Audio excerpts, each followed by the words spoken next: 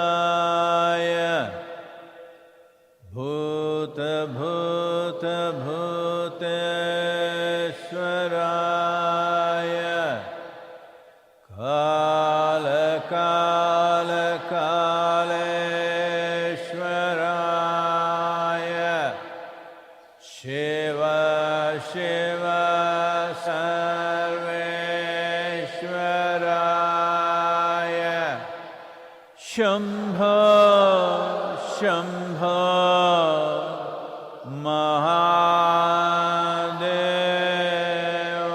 Mahadevaya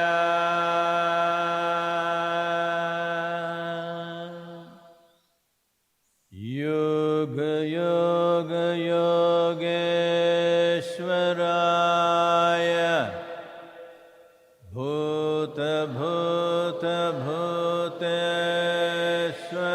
Bhuteshwaraya Kala Kala Kaleshwaraya Shiva Shiva Sarveshwaraya Shambho Shambho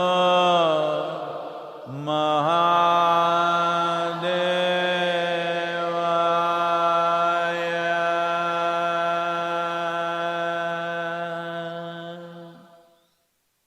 Yoga Yoga Yogeeshwaraya Bhuta Bhuta Bhuteshwaraya Kala Kala Kaleshwaraya Shiva Shiva Sarveshwaraya Shambho Shambho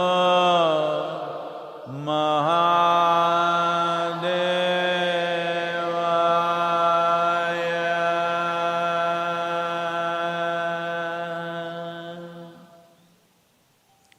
Yoga Yoga Yogeeshwaraya Bhuta Bhuta Bhuteshwaraya Kala Kala Kaleshwaraya Shiva Shiva Sarveshwaraya Shambho Shambho Mahadevaya Yoga Yoga Yogeeshwaraya Bhuta Bhuta Bhuteshwaraya Kala Kala Kaleshwaraya Shiva Shiva Sarveshwaraya Shambho Shambho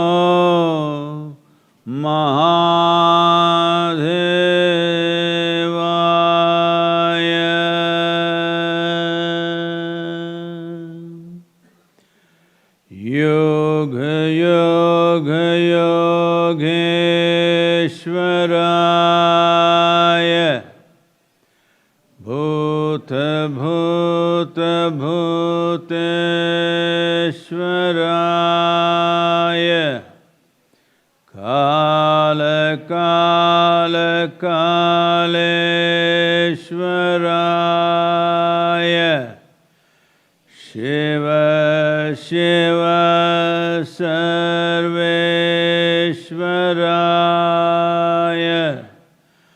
Shambho Shambho महादेवाय।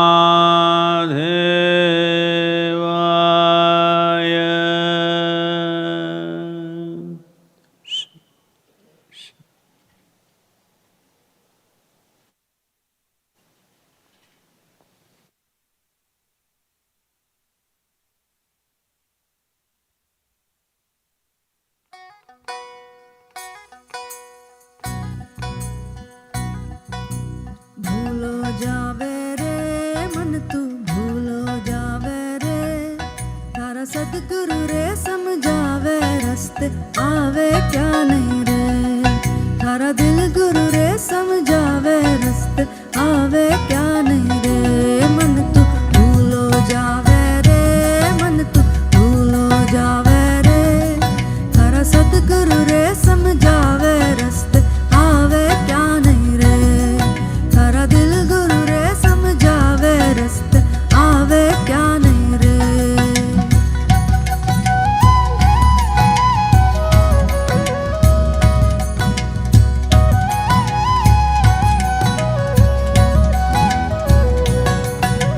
भरी सभा में बक बक बोले जीभ थकावे रे, भरी सभा में बक बक बोले जीभ थकावे रे, संतरी संगत मां झूठा बोले गुरु नल धोवे रे।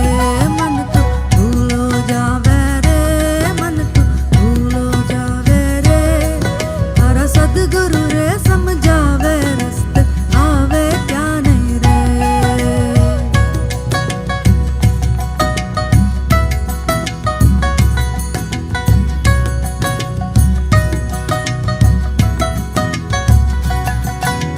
खोटी करनी पाप कमायो बोझ उठायो रे, खोटी करनी पाप कमायो बोझ उठायो रे, बांध गांठड़ी सिर पर धरियो नरक सतायो रे। मन तू भूलो जायो रे मन तू भूलो जायो रे, तारा सदगुरु रे समझावे रस्ते आवे क्या नहीं रे।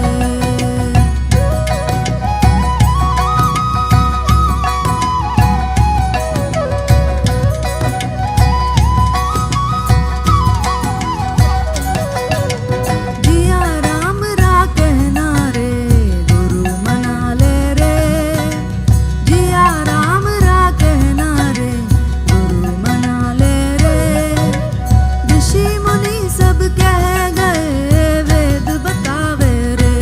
मन तू भूलो जायो रे मन तू भूलो जायो रे, तारा सदगुरु रे समझावे रस्ते आवे क्यों नहीं रे, तारा दिल गुरु रे समझावे रस्ते आवे क्यों नहीं रे, तारा सदगुरु रे समझावे रस्ते आवे क्यों नहीं रे, तारा दिल गुरु रे समझावे रस्ते आवे क्यों नहीं रे।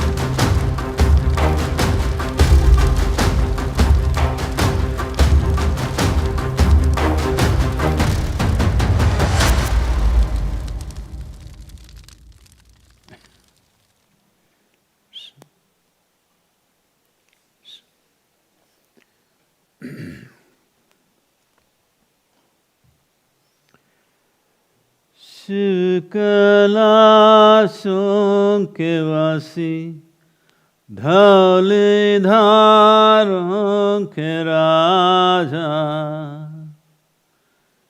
शंकर संकट हरना।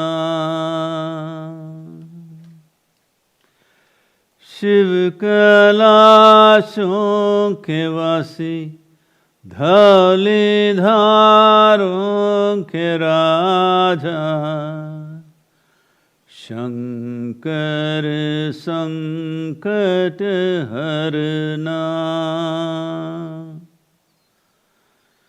तेरे कैलाशों के अंत न पाया, तेरे कैलाशों के अंत न पाया, अंत अनंत तेरी माया।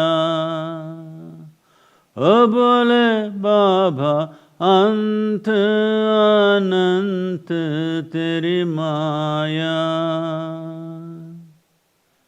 शंकर संकट हरना,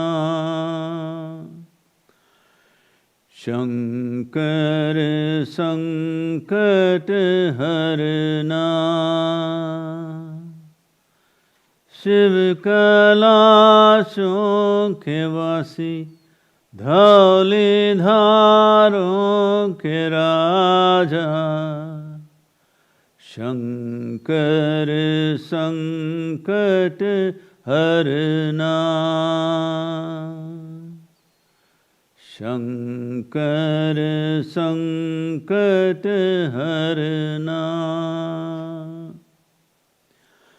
बेल की पतिया भस्म आर्द थोरा, बेल की पतिया भस्म आर्द थोरा, शिव जी के मन को लुभाए।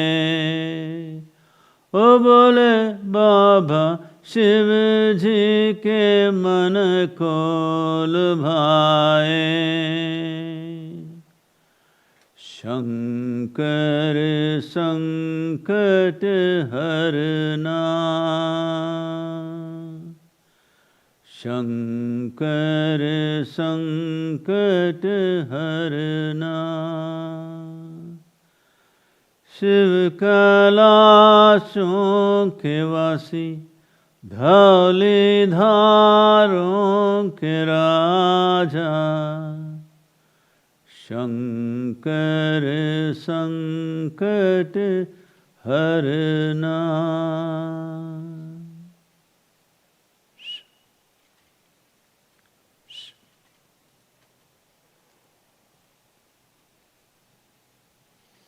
Namaskaram. Namaskaram to everyone.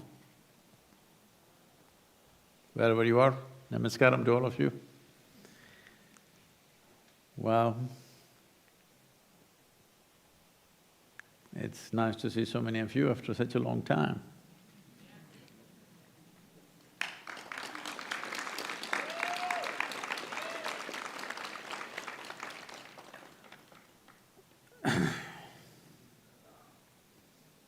Wow. The laws in the country, both here and in many states, in this country and everywhere else, are being relaxed. They're being relaxed not because we are in any better situation than we were 4 months or 5 months ago. In fact, we are in a worse situation. But a society, a nation and the world cannot go on locked up forever. So they're relaxing this for economic reasons and social reasons. As the laws of the nation and states relax, your personal protocols, your family protocols must become tighter and tighter. It's very important. The most fundamental responsibility in this time is that you stay alive. ensure everybody around you stays alive. This is the most fundamental thing. Well, different generations are thrown different kinds of challenges. If you ask me, this is a very soft challenge for you. It's a soft ball. It's not a hard ball compared to the world wars that people have seen, compared to the horrors that past generations have witnessed and suffered. This is a soft ball, don't crib too much. It's important that we hit this ball right, very, very important. There's a little feedback if you can manage that, please. Well, in United States, as you know, relentlessly it's going on. Nearly 200,000 deaths. Well, people are thinking that's not too many for 4 months or 5 months. That's because you were not counted among the 200,000. It doesn't look like too many. Maybe nobody, fortunately, someone very close to you, near to you, loved ones have not been counted, so you're thinking it's not too many. Any death, unnecessary death is too many. Well, people have to die, but don't have to die stupid. All of us have to die. But we don't have to die stupid because when I say stupid, well, this is not like a bubonic plague, it's sweeping across and killing everybody. If you behave responsibly, it'll spare you. I've been telling you, got to be responsible for a long time. Now the virus is telling you, if you behave responsibly, you will be spared. If you behave irresponsibly, you will be taken. Hello? In engineering.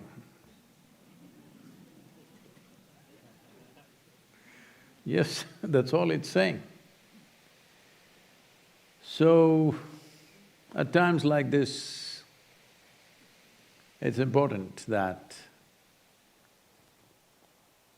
all our sense works for us, not against us. Compulsive behaviors can cost lives, if not yours, somebody else's, unfortunately. Please ensure that nobody dies because of you. And you don't die because of you. Hello? Make sure of this. Well, over nearly 7 million cases in United States, over 1,000 are dying every day. India rapidly catching up, nearly 5 million cases, daily 100,000 extra cases. There may be 5 to 7 times more undetected across the country. Fortunately for India, the mortality rate or the fatality rate is way lower than any other country. You know, we've been eating right. It's playing its role. Particularly in southern India, the fatality rates are way lower than anywhere else on the planet. I said this well before, 5-6 months ago. Looking at the diet of South Indian people, probably they will survive better than anybody else. It's coming true with all the numbers now. Well, many other countries, Brazil, Russia, everybody racing with each other. The question is not where it's happening. It is just that this is a test of what we are made of, how we will behave, how safe we will make it for ourselves and for everybody else around us.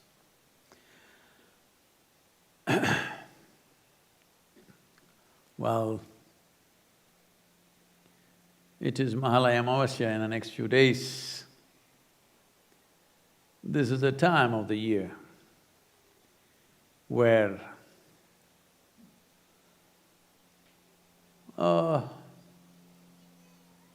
close to the autumnal equinox, this is the time of the year when the earth is most feminine, particularly in the northern hemisphere.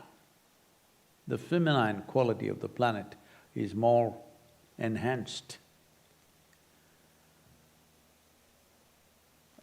Literally across northern hemisphere, this is the time when water is a dominant element on the planet, except in California, of course. Water is a dominant element, so naturally it represents the feminine. So in this time of the year, the divine feminine is most active and available to people. So a 10-day festivity starts with this new moon, which is on 16th, 17th of this month. And as you know, 22nd, 23rd is the equinox. And as you know, I'm eternally grateful to the equinox in my life. I did not know it was equinox on that day. Much later I realized, many years later I realized it was an equinox day. So, feminine being dominant, Mahalaya Amavasya is also seen as a time when our respects, regards and obeisance be paid to our ancestors. What is the significance of ancestors? They're dead, why should we bother about them? Well, the problem is, who you are right now, in today's world, you constantly being on Google, maybe you think you were delivered by the Google lady. The people that we refer to as your ancestors, they may not necessarily be wandering around, hanging onto the trees, but they're living within you. How much of ancestry stays alive within you? On one level, it enriches your life. On another level, it enslaves your life. We are who we are only because of our forefathers. What they learned, what they knew, their skills, their technologies, their sense of life, we have imbibed all of it knowingly or unknowingly, every one of us. At the same time, if you let them live too strong within you, you won't have a life of your own. Because then, do not underestimate the dead, they will try to live through you. This is why so much care was taken, not in any one culture, across cultures everywhere in the world. Certain things were done when people died, so that they don't try to live through you too strongly. Because if they live through you too strongly, your life is wasted. That is, you will not be a fresh life. You will be a sort of a carbon copy of an old life. Unfortunately, many of you have this aspiration that you want to live through your children. No, that's the last thing you should do. Your children should live. You must enrich their life. You are like manure. Hello? Yes, if you are good manure, they will flower. If you smear yourself all over their faces, they will smell and stink like manure. Hello? You must be good manure for your children, rich manure, so that they will flower and they'll have a life of their own. It's very, very important. So every culture always took care to distance themselves from the dead in so many different ways. In India, we developed elaborate methodologies, chose times when we can do maximum in this direction, so that year on year, we create more and more distance. Just because you forgot about your dead grandparents or parents or of your forefathers, that does not mean they're gone. They live through you. The very way you sit and stand you may not understand this in the beginning of your life. When you were 18, 20, you thought you're definitely not going to be like your father or your mother, that's the last thing you want to be. You know, I'm talking about the free spirits. But by the time you're 45, you sit like them, you stand like them, you talk like them, you know. Unknowingly, even your body moves like them. This is because they're living through you. So this is a time of the year which is referred to as the Pitru Paksha. That means this is a time to attend to your ancestors. You may know them, you may not know them. Up to 12 generations of people are usually attended to so that they don't try to live through you. You distance yourself genetically from them so that this life operates and organizes itself as a fresh life, as a new possibility, that it doesn't become a repetition of the past.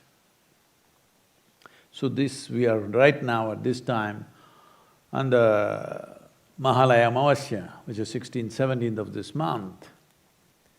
In the yoga center, I think anywhere between 20 to 25,000 people will do the necessary processes to distance themselves from their ancestors.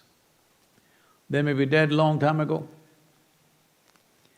How we handle the dead has substantial relevance to one's life. I've said this before, which now going into research mode in some places, because what you observe with life is no more research. You have to observe the lab rats, whether their ancestral behavior has influence on them. Only if it's true for rats, it's true for you. Rat race, you know. Well, even among them, it's been noticed that one experiment, I think this happened in the Emory University, if I'm right, or I could be off in terms of university, some premier American university for sure. They made this small experiment where a bunch of rats were given nice a cherry blossom smelling cheese. They lapped it up one day. Next day when they came to eat, when they bit into the cheese, they got an electric shock. You know, humans.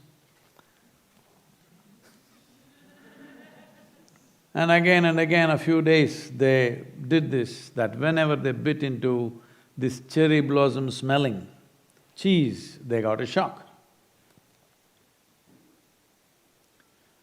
7 generations of rats would not go anywhere near cherry blossom smell. They learned their lesson, I'm saying. And these generations did not live together in case they're running a school. They were separated. So wherever they were, for 7 generations, their learning remained. It's only in the 8th generation, it started dissipating. So it is true with rats, it must be true with you. I mean, I'm going by the data. But we know always it's true with you. Both positives and negatives are true with you.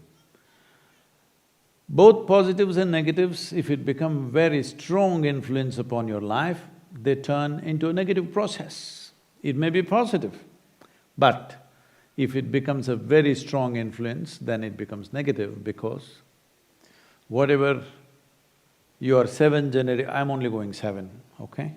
Mahalaya Amavasya we're going to 12, but in case, because you're all covered, I can't make out whether you're Homo sapiens or rodents.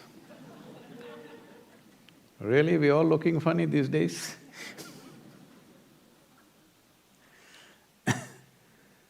So, generations of people that we have lost, probably we do not know them, we don't know their names, we have not even seen their pictures, but they're living through us. So whatever learnings they had 7 or 12 generations ago, if it plays out too strongly, you will become irrelevant to today's life. So you have a fear of cherry blossom, may not mean anything today, but it continues within you. So this complex web of information, which we are today calling as genetic information, karmic information, pranic information, various kinds of things which have built up as a network of information which is functioning in our lives in so many different ways. Some of it has been accessed and researched by scientific modern research. Many, they know it is heading in that direction, but you need funding to come out with results, so it is being postponed.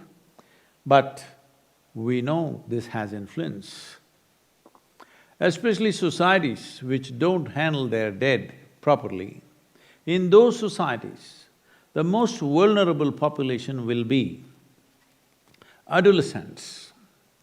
From 0 to 8 years of age, children generally have a kind of a protection and an immunity from the ancestors.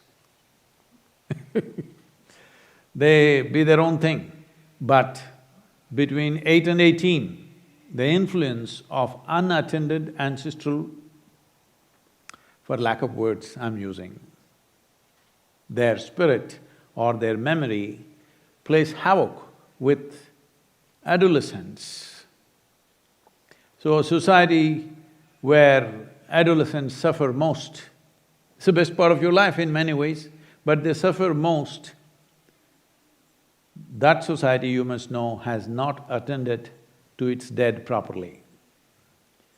So this is a time of the year where even if we have not done something in the past, everybody makes an attempt to deal with the ancestral dead so that their influence is limited in our lives. We appreciate who they were, we appreciate their contributions, we have this kind of body, this kind of brain, this kind of learning, this kind of whatever. In all that they have a role, we appreciate that. At the same time, we want them to stand a little away from us so that we can live our own lives. This is important. Otherwise, their influence will be very, very strong. Adolescents and post-pregnancy women are most vulnerable for these forces. It is very important, if there are such people in your homes, you must attend to this. So Karaikal Ammayar is that day, just 2 or 3 days away, but this is also on this day. We're taking off across United States, looking for a culture which is largely dead, and also the modern America, how it's been built. We're doing a exploring, that is what I think… no, that's not what they put up. You know about this? Okay. So, because American people have been singing that it's blowing in the wind, so I decided we'll ride on a two-wheeler so that we don't miss the wind or what it has to say. So probably we're doing anywhere between 6,000 to 8,000 miles on two wheels in the next 3 to 4 weeks, 3 weeks I hope. Once again, looking at an ancient, largely dead culture, archival right now, not really alive. So this is not to bring back the dead, but to appreciate every kind of human being who's made us who we are right now. At the same time, we becoming who we want to be, not becoming like them. This is important. So, these aspects of old memories, genetic memories, karmic memories playing up. Because of this, there was a very intricate process in India, there used to be, now which is largely lost. Some people are trying to hang on to it, but it's going to be very difficult and it'll be definitely obliterated in the coming probably 25, 50 years' time, is people had a way of tracking their genealogy. Today I know you have some websites or something doing for you, but people had a way of looking at this so that genetics don't mix in an unhealthy way.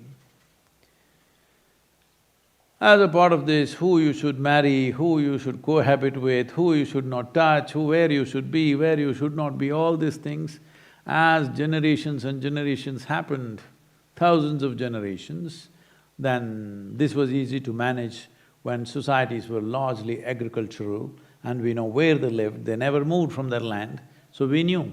But in modern societies, everybody is moving, nobody knows where they come from.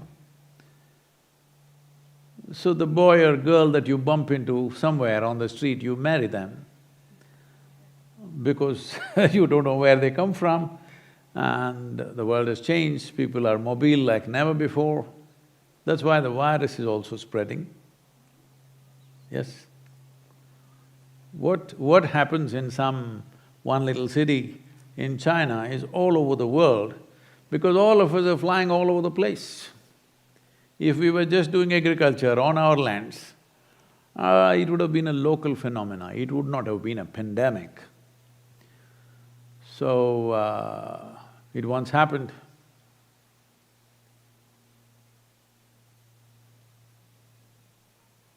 Shankaran Pillai went to his astrologer. He was an eligible bachelor at one time. I'm telling the ladies. So he went to his astrologer and asked, what kind of girl should I marry? So the astrologer said, see, though initially it looks troublesome, your marriage will be more successful if you marry someone with opposite traits than what you have. Shankaran Pillai said, that I have decided, that is why I have decided that I will marry a rich girl. Opposite traits.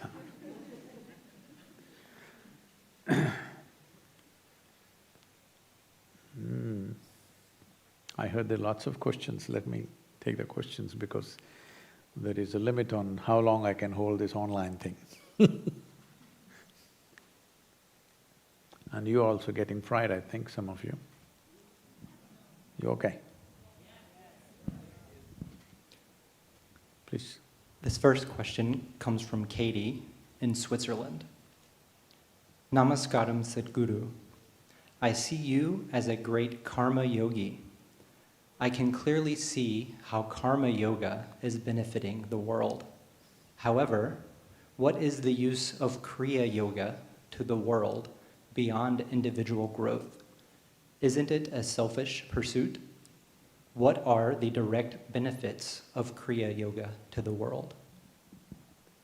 Oh, why are you declaring what kind of a yogi I am?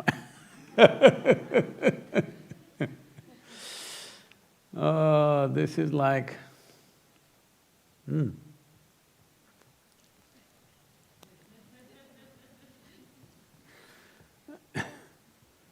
You already decided what kind of a yogi I am.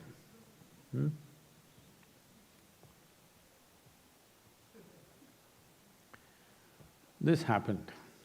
A young starlet in the Hollywood told a successful director, pretty as she was, she said, I love you and I love you and I love you. The director looked at her and said, will you marry me? She said, come on, don't change the subject now.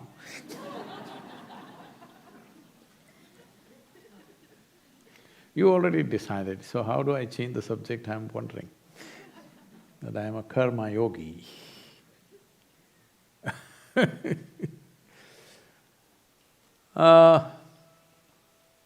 Now, what you're asking is, suppose Suppose this was an apple tree or a mango tree and full of fruit. You would go to the tree and say, "See, your fruits are fantastic, really useful to me." Usefulness is always about me, all right? But why did you grow so tall? So hard to get, you must have been low, right here, full of fruit, we would have just plucked. We could have gone even without Isaac Newton realizing that it falls down because it would be already down, we could just pluck and eat. Why have you grown so tall? Not understanding, only because he has grown so tall, he bears fruit. So there are two dimensions. One is growth, another is expression. Today, of course, I'm horrified to see parents pushing their children in the front like poster boys or girls and saying, "At the age of 8, my boy has already formed a company. He's a CEO of a company which is worth $500,000. What a horrible thing to do to an 8 or 10-year-old child, that his value is only in dollars. This is the most horrific thing that you can do to your children, you should not do it even to your enemy's children. That at the age of 10, your boy is a CEO doesn't mean anything. Your boy or girl must be just eating well, playing well, sleeping well, growing well. Huh? He or she must grow. Then they will do something worthwhile if they've grown well. In body, mind, emotion, thought, in spirit, in their life energy, they've grown well, they will do something worthwhile as it is needed for that time of the world that they live in. But you're goal-oriented, you want fruit, you don't care about the root. Yes, fruit, not root, is the goal. So this happened, I think I've spoken about this in the past. When I was doing farming, a family of entrepreneurs, they come to me and say, because I had coconut and mango and things in my farm, they said, "We have come up with a new formula, some growth… what do you call that? Growth enhancer. Like, you bought all those hair products, growth enhancer, and you're bald."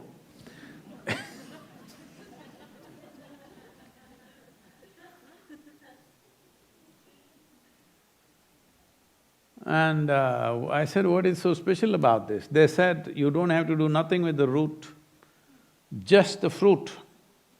You spray it on the fruit and the fruit will… I looked at this person and said, "Why don't you spray it on your brain, son?"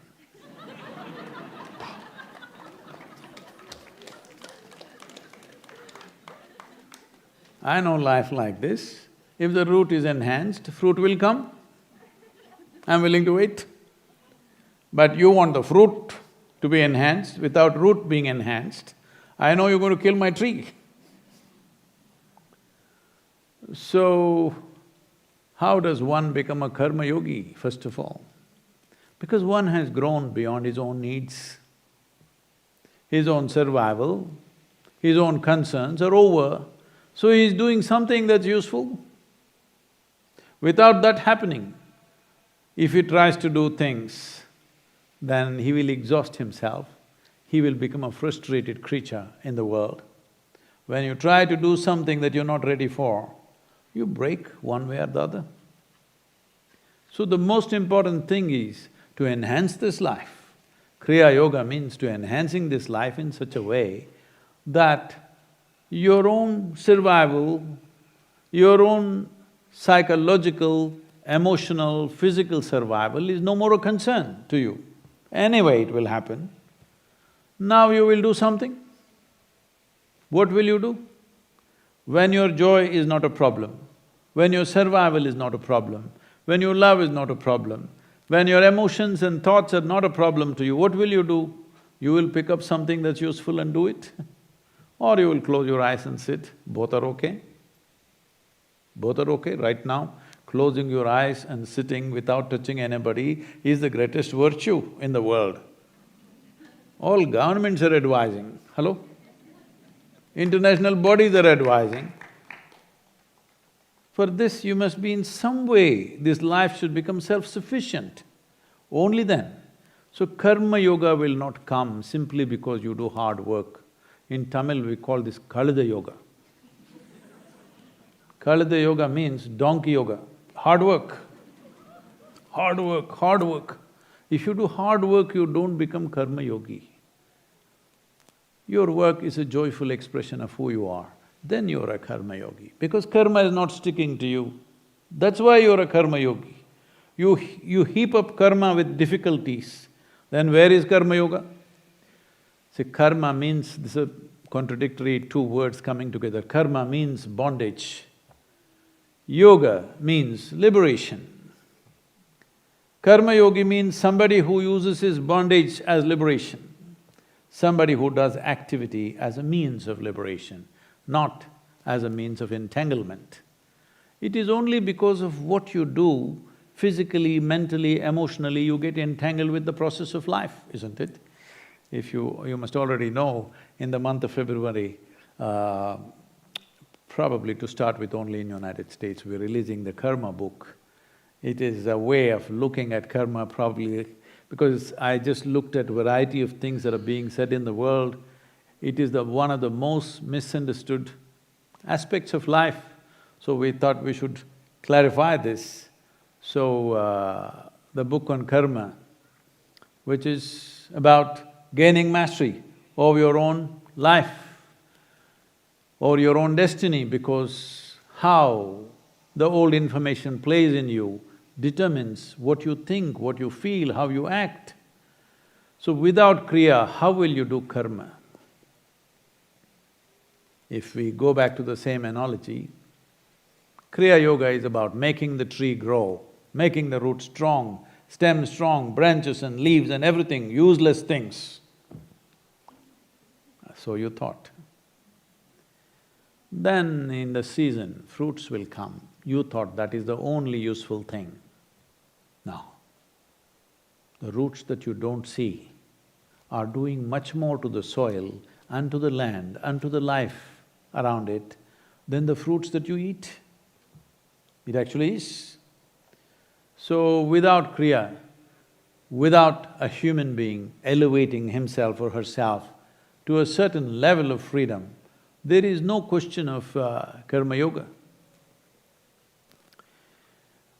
Then wherever you go, you will see only negativity. Wherever you go, you get battered simply because you've not worked upon yourself. Because of this, everything seems to be negative. People, there is a saying in India, anywhere you go, you can either meet God or devil, it's up to you. Whoever you meet, you want to meet the divine in them or the devil in them, this is your choice.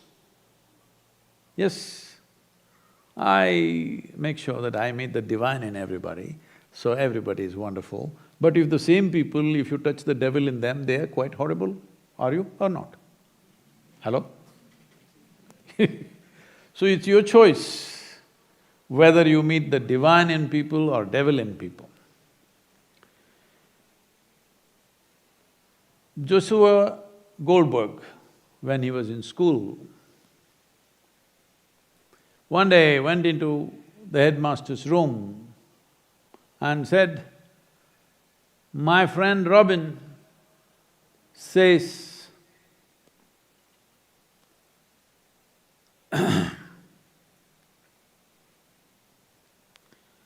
my friend Robin says that I should go to the devil.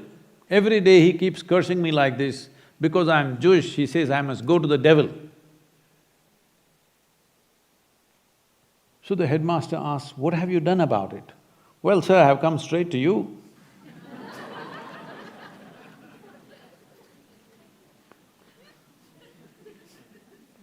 It's up to you what you want to meet. wherever you go, you can either meet the divine or the devil, because these are polarities with which every aspect of life is living. It's for you to touch the right thing. For this, you must be in a certain way. Only you touch… then you touch the right things. Otherwise, you'll touch all the wrong things. And when you touch wrong things in people, even the dearest ones in your life, oh, how nasty they can become, you have seen, come on. Hello? Wonderful people that you loved and adored, when you touch the wrong things in them, are they divine or devil? They become worse than the devil. So, Kriya is very, very important because you coming to a certain state is important. It's not about what comes to you. You coming to a certain state is what determines the quality of your life. What comes to you need not necessarily determine. Yes, that is also important. But even to draw the right things, you must be in a certain way. That is the first and foremost work that every human being has to do. Please. This next question comes from Emma in the United States. Namaskaram Sadhguru. I have observed that air conditioning is avoided in many of the buildings at Isha Institute, and natural ventilation is encouraged as much as possible. Is this an effort to be green and cut energy use? Or is there something more to that in terms of what happens in our body?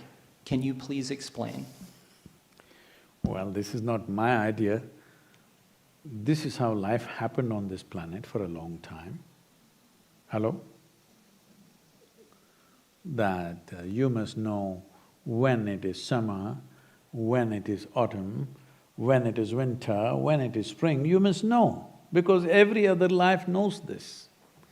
One reason why a simple microbe or a virus is terrorizing you is simply because you've been living like a lab rat in a box with circulated air.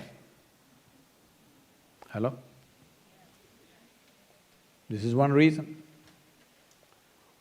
Why rural people are less affected compared to the urban people. One is concentration of population. Another is this, that their immune systems are much weaker in cities simply because a variety of things. One important thing is circulated air, closed indoors all the time, sedentary lives, processed food, many things are there. But one important aspect is circulated air. You come to a place like this, Cumbria.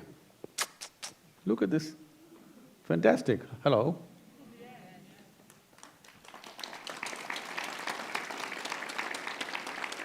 After driving extensively around United States, extensively driving, I decided this is the place. One reason is nature is at its best with a certain amount of balance of heat and cold and everything. This is important for one who wants to do something within themselves for quick results. See, you could go plant this tree in the desert. Maybe you can manage and keep it alive, but will it grow like this? The same goes for you. For your growth to happen in a certain direction, a certain type of weather, a certain type of air, certain type of sunlight, a certain amount of cold, heat, all this is needed for you to grow. So after driving all over the country, I decided somewhere around here is where we should settle, because this has the necessary atmosphere, all heat, cold, dryness and wetness of the seasons, everything is well balanced in this place. Here you come and you want to live in a box. Even when you die, I don't want to give you a box, I want you to go straight into the earth as an eco-friendly material. That's my wish. Hello?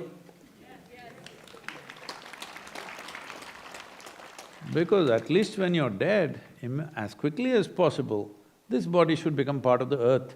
You want to seal it in a box? I don't want you in a box even when you're dead. Even there I want you to breathe and maggot yourself quick. When you're alive, you want to live in a box. I can understand you're living in Manhattan, I have nothing against the place. And if you open your window, it stinks. So you live in circulated air, I can understand that. But here, living in circulated air is a crime. Hello? I'm not talking about an ecological crime, it's a crime against humanity. Your humanity, I'm saying. Because you come all the way to this place and you want to deny yourself what is available here, that will be a complete waste. So, right now, we're in the process of offering things, probably they will send you a mailer or something, I don't know if they're ready with it. But both here and in Isha Yoga Center, there also we chose the place very, very carefully next to the mountains. When I chose that place, there were many reasons, but one thing was definitely the atmosphere and the latitude. It's at 11 degrees latitude, bang on, and that is most conducive for human growth because the earth is mildly tilted in its rotation and it's around 11 degrees and maximum centrifuge force is generated there, so we chose that place. But you know how people live, they would like to kill anything that could be a threat to them. I said, no, we learn to live with them. You won't believe me, on that day, out of the 6 trustees who were there with the Isha Foundation, 4 of them resigned because I've gone nuts. They're wonderful people, they supported us till then. I tried to tell them, right now I'm in disguise, I will come out in a different way in a few years. Then they went into a literary debate of what is a disguise. Then I gave up, I said, okay. But today, Isha Yoga Center is on Incredible India map, one of the most important centers to visit in the country. So similarly, when we chose this place, also there was lots of resistance. Why don't we do it next to Atlanta? Why don't we do it next to Nashville? Why don't we do it near Detroit? All kinds of things came, but we came here because we are not just interested in those who are with us today. Future generations of people who aspire to grow, they must have a conducive atmosphere. We must set the right culture right now because we've given it up in many ways. We are looking at immediate conveniences and giving up long-term well-being for this life. So when you come here, it's important. We'll fix big windows, you open it gets chill in the evening, you close it. Do you understand? It gets cold, you wear something warm. It gets hot, take off. Not all the time in bikini you can't walk around because you have circulated air. You must you must recognize nature and respond consciously every time. This is important. This is very important for your physical, psychological and spiritual well-being. This is very, very important. So, we are opening up both the centers, which a lot of debate has been there, should we have large number of people or no. So finally we've decided in India, probably in the next 5 to 6 years, we will have anywhere around 100 to 150,000 people living on the yoga center. Here, because anyway you're working from home, here also we are looking at anywhere between 15 to 25,000 people living here in the next 5 to 6 years' time. So the necessary accommodations and everything coming up. So plan for yourself but you must have warm clothes for winter, light clothes for summer. You can't live in the same clothes without a shower, all that. There's enough water, you can shower every day and open the window, close the window. Above all, I don't want you to stay in the damn construction all the time. You only go and sleep there. Rest of the time you must be out like this. Hello?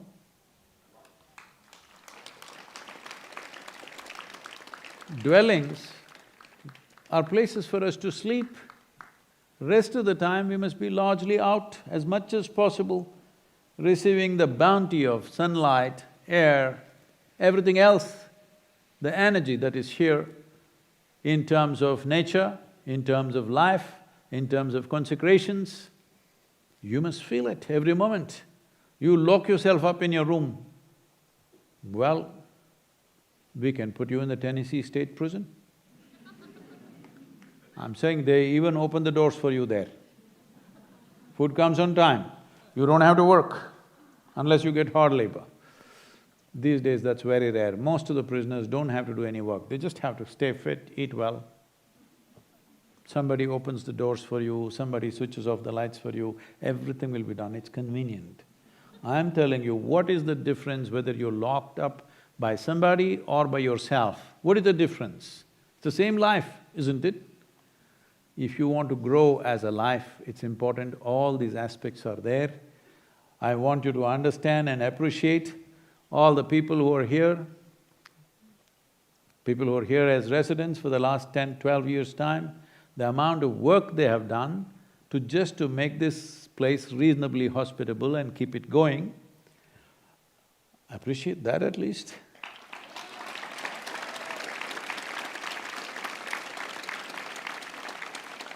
If all you want to do is come here and lock yourself inside, what is the point?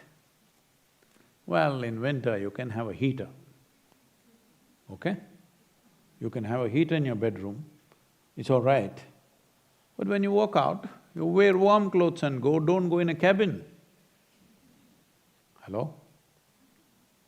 Otherwise we can build a cabin for you. Usually this cabin is called a coffin. Yes, but even when you die, you should not ask for a coffin, huh? Instead of cutting down a tree for your coffin, isn't it better become a manure for the tree? Hello? Huh? So, these possibilities will be opened up in a big way. You see how you can make it. You plan your life in the next 5, 6 years' time. You're in a place where you will grow, where you will live well. Living well does not mean how much bank balance you have, what new model car you're driving. Living well means you're well, physically, mentally, psychologically, emotionally, spiritually, you're really well. If you sit here, you're fantastic. This is living well.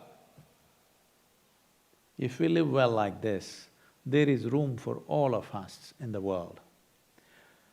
But if we try to live well, like right now, I'm sorry, I know it's a national spirit.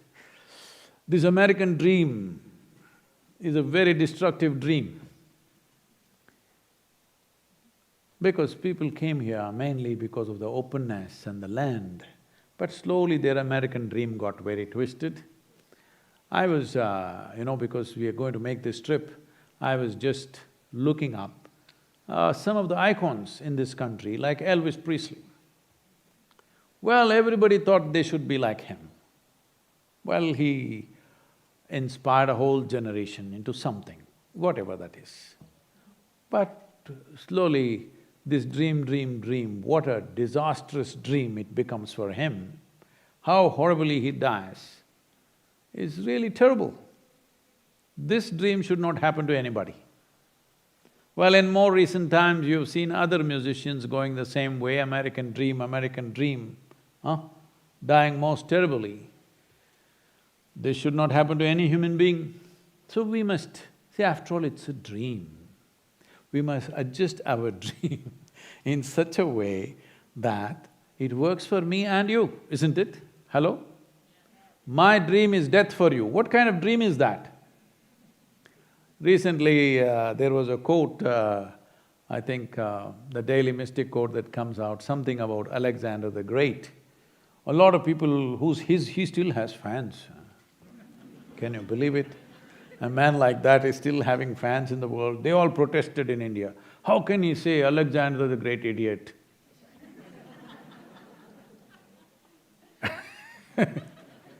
Well, that proves there are still idiots left. My dream should not be death for you. Hello? After all, it's my dream, I can adjust my dream, isn't it? Hello?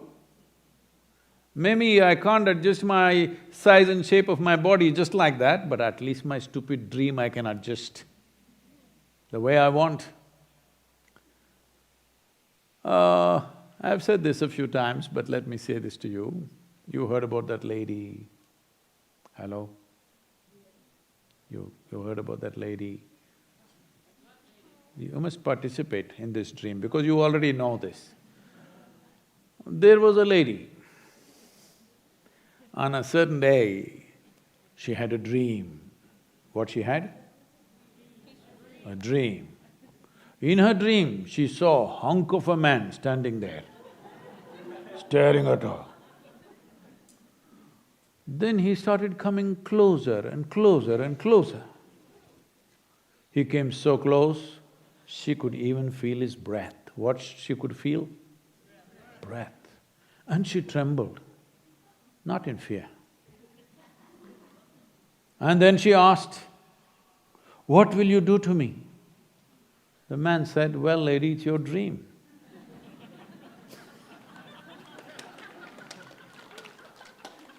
What the hell you do in your dream is your business. And let your business be good for you and for every other life. Hello? So, your children, I see many young children whom you have trapped and brought, "You must listen to Sadhguru." Huh? And if he does quink, quink, you're pinching him, "Sadhguru is talking, keep quiet." That's not the way.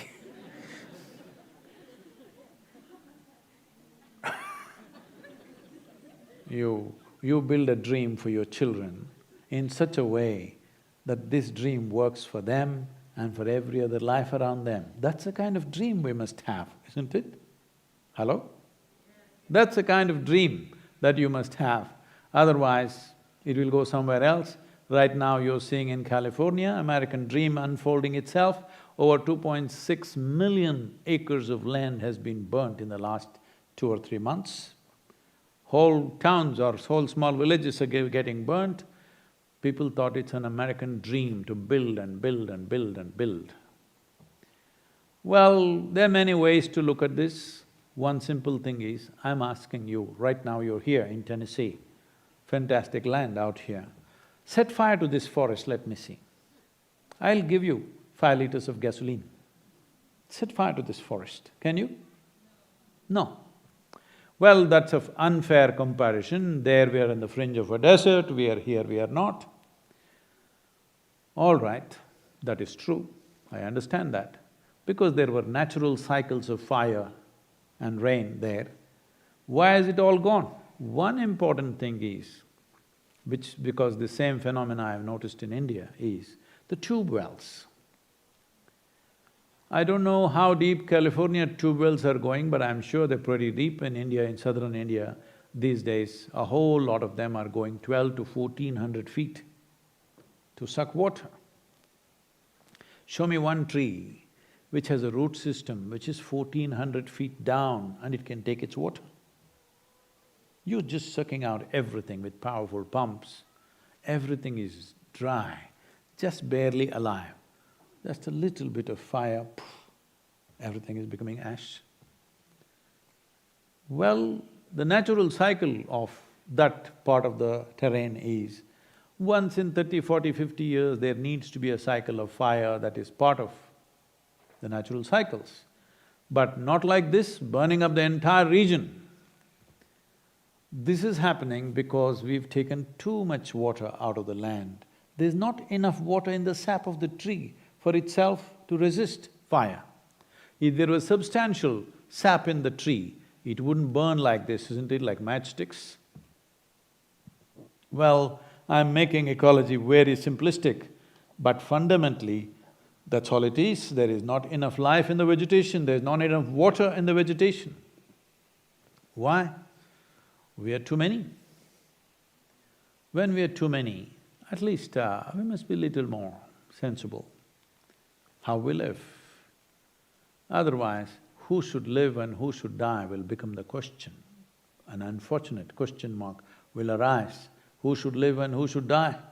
Right now, such decisions unfortunately are being made in hospitals. Who should get the ventilator? Who should not get the ventilator? These are the most tragic things that should happen to a human being. You went to… your mother was feeling ill, so you took her to the hospital. They also tested you and you're also virus. So they admitted both of you. This happened to so many people, I'm telling you. They just took somebody who was showing symptoms, they went for a test themselves. They're also sick, they were also admitted. Then the unfortunate reality is they have to decide the available one virus, one ventilator, who should get it? They decide you should get it, not your mother, because she's old, she can die. Having made such a decision, how do you live after that, I'm asking? Hello? Or if you and your daughter or your son goes, they will decide you should die. The younger person should live. Well, it's a fair decision, but how horrible a decision to make.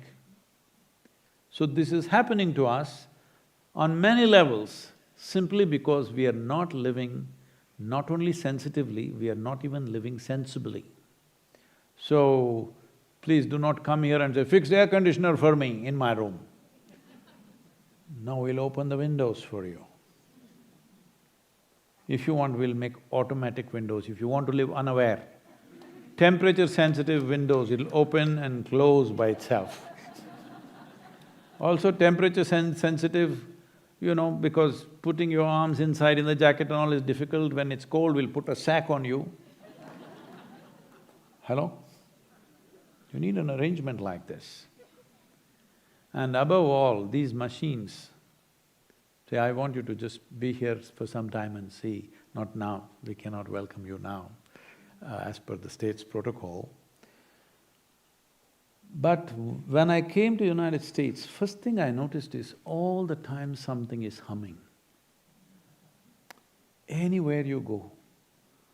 When I go back to India, when something is silent, it's like that, chuck, nothing. Do you know what impact it has on your system? You may not notice it because you're always in it. Just some motor is running somewhere all the time.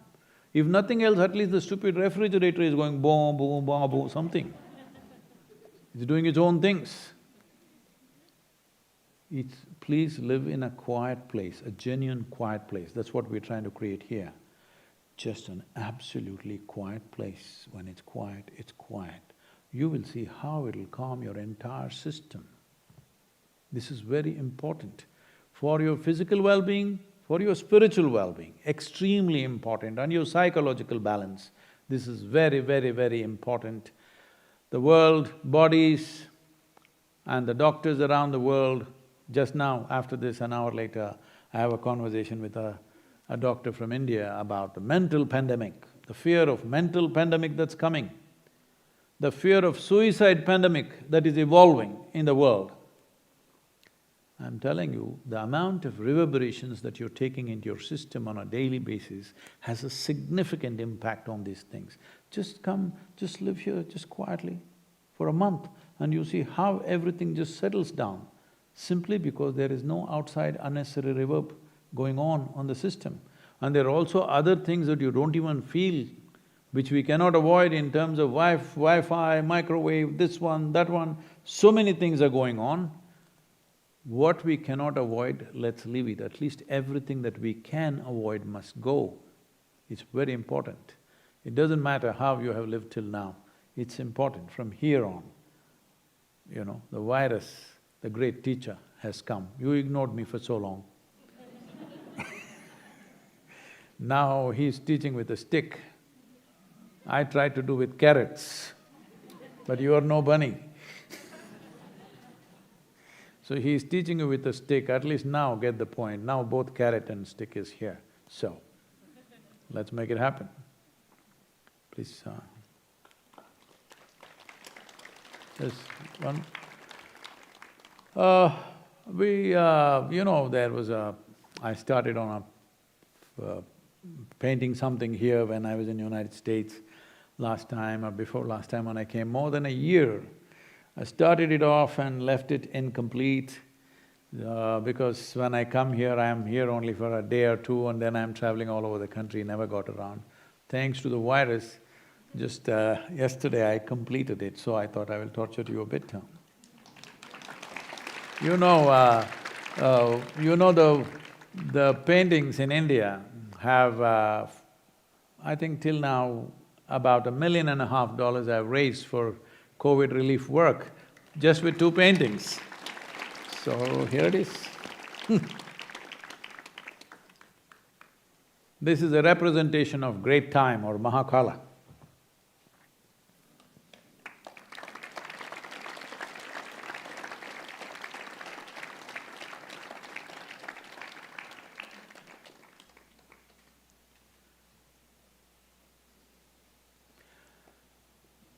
Just one question.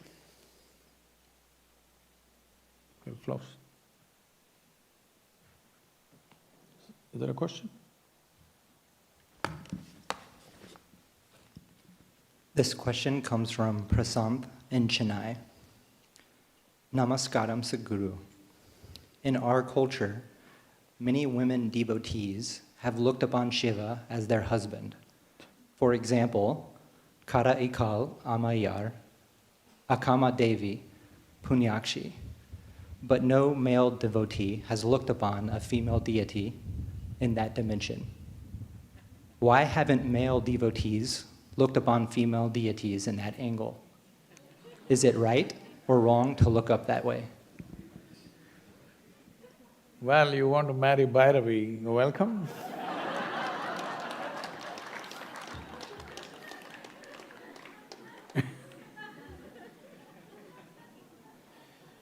This is why we made the female deities so fierce. So fierce, you would only…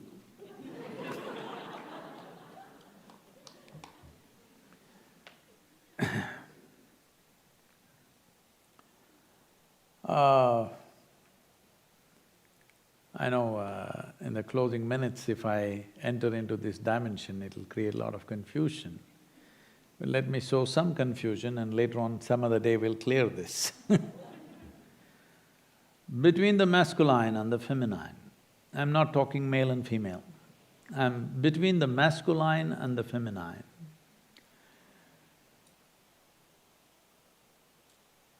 The emotions that spring from what is feminine is always in the form of an offering. The emotions that spring from the dimension that we refer to as masculine, you being a male or a female is nothing to do with this. The emotions that spring from the masculine dimension is always to possess, to conquest. So in that context, approaching the divine as context will be simply waste of time and energy. It has to come in the form of an offering. So that is why women developed a whole tradition, if they are very feminine. Not all women are so absolutely feminine. In today's world, for the sake of survival, they're trying to make themselves more and more masculine because the framework of the world is entirely masculine. Very few spaces left where feminine can be expressed or feminine can find unabashed expression of the feminine is very limited in modern societies.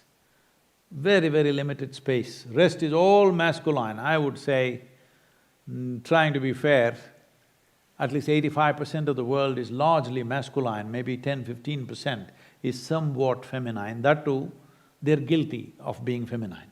Like that, they're feminine. They're not simply feminine. So, the feminine needs to be developed in the world if you want to have a balanced feel to life around you. It's important, feminine should come up at least 50%. So, approaching a masculine energy, approaching the divine as a woman will not really work for their own well-being.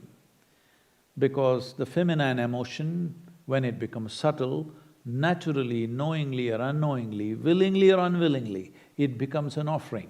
In that context, it works. That is the reason that this has been evolved in that sense, because the idea is to become an offering, not to become a conquest, even there